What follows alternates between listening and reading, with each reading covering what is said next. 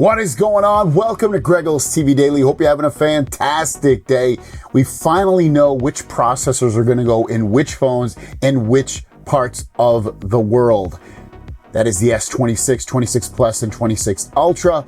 First of all throughout the world, the Galaxy S26 Ultra, it doesn't matter where you live, you will be getting the Snapdragon 8 Elite Gen 5. For the S26 Ultra, wherever you live, you will get that processor. No Exynos variant for the Ultra. Now, if you live, well, I'll just read the tweet from Jason C. Jason C is reporting that S26 series will feature the Exynos 2600 and Snapdragon 8 Elite Gen 5 in the base model, S26, and the S26 Plus, depending on the region.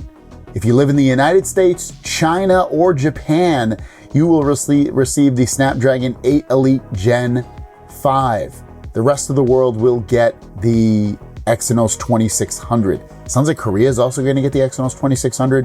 And then you can see below that 26 Ultra will remain exclusive to the Snapdragon 8 Elite Gen 5. Now, I always just, generally anyway, get the Ultra version of the phone. I want the best of the best. That's usually, honestly, bit for bit, spec for spec.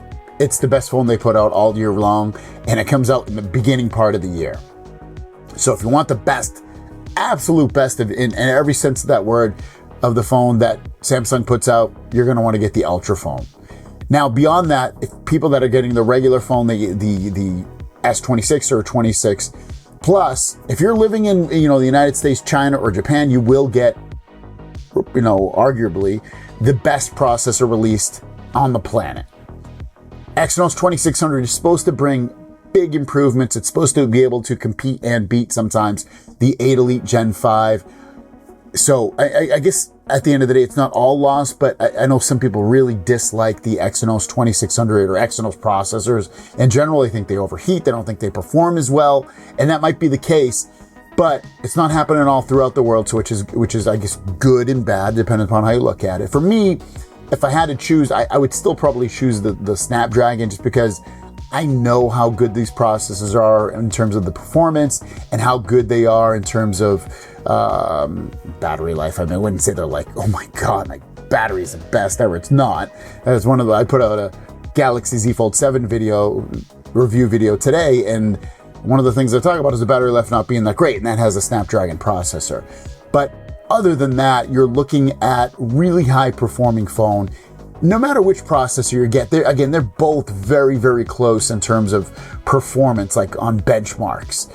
Will that live up to day-to-day use? That remains to be seen, but they're still really close just in a benchmark time of view.